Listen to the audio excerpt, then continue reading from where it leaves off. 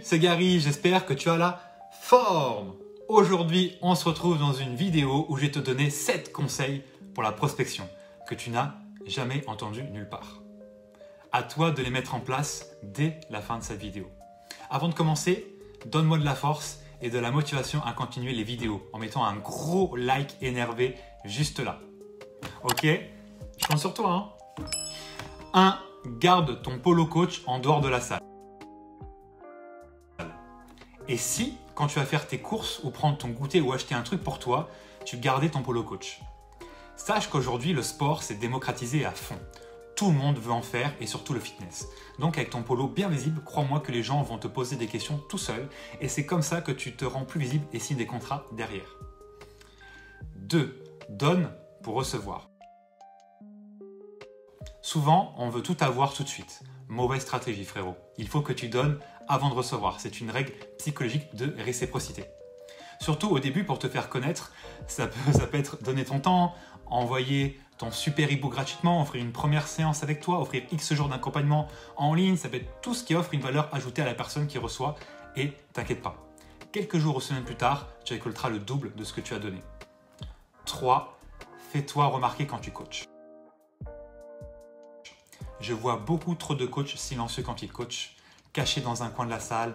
En adoptant ce comportement, ça va être compliqué d'avoir des clients ou en tout cas moins vite que si tu donnes juste un peu plus de voix. Quand tu es coach, il faut que tu acceptes d'être le centre de l'attention. C'est comme ça, c'est le job qui veut ça. Il faut que tu sois à l'aise avec ce statut. Quand tu coaches, c'est le moment idéal pour prospecter car les gens te voient à l'œuvre. Ils voient ce que c'est d'être coaché, que ça leur portée et que c'est accessible même s'ils sont en surpoids, obèses ou pas en forme. 4. Fais un appel micro. On n'y pense jamais. Mais inspire mon gars, ça va aller. Fais une annonce micro, tu capteras l'attention de la salle beaucoup plus facilement et les adhérentes intéressées viendront te revoir à l'accueil directement. Et ça, c'est bon. Prends ton courage à deux mains et lance-toi. Tu n'as rien à perdre, mais tout à gagner. 5. Dis bonjour de façon originale. Un simple bonjour, c'est bien. C'est bien, c'est ce que tu as déjà un minimum de savoir-être, mais si tu disais quelque chose de plus. Soigner la première impression qu'on a de nous est très important car on a toujours qu'une chance de faire une bonne première impression. Alors rajoute quelque chose comme « Bienvenue chez toi » ou « Bah dis donc, tu viens tous les jours ?»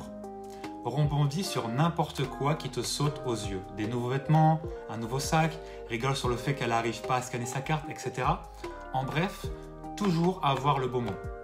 Un excellent coach est un excellent séducteur. Ne l'oublie jamais. Donc ose, essaie et n'aie jamais peur de te lancer. Car au pire des cas, tu auras gagné une leçon.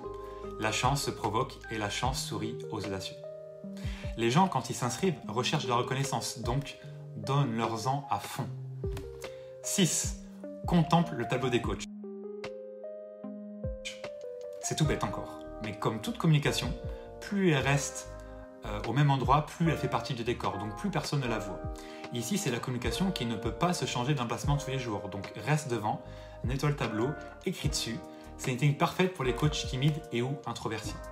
De cette manière, les adhérents verront le coach écrit dans le dos et comme tu ne fais rien, ils iront plus facilement vers toi.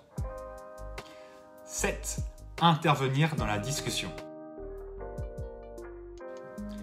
Un ou une adhérente viendra toujours à l'accueil pour diverses raisons. En voici pêle-mêle. Et il y en a peut-être d'autres qui y arrivent en tête pour toi. Ils vont peut-être venir chercher une mousse pour les squats, s'inscrire sur le kiosque, demander des infos pour le coaching, comment faire pour inviter une nouvelle personne pour le pass premium quand on a Basifit, comment faire pour la machine, comment ça marche cette machine-là, les tapis, etc.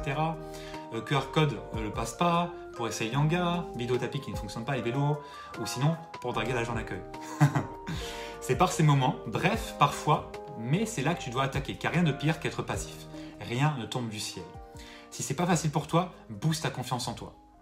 C'est le mot que j'ai à dire de la fin. J'espère que ces tips t'ont plu. Dis-le moi en commentaire qu'on puisse célébrer ça tous ensemble. Allez, à la prochaine pour une nouvelle vidéo.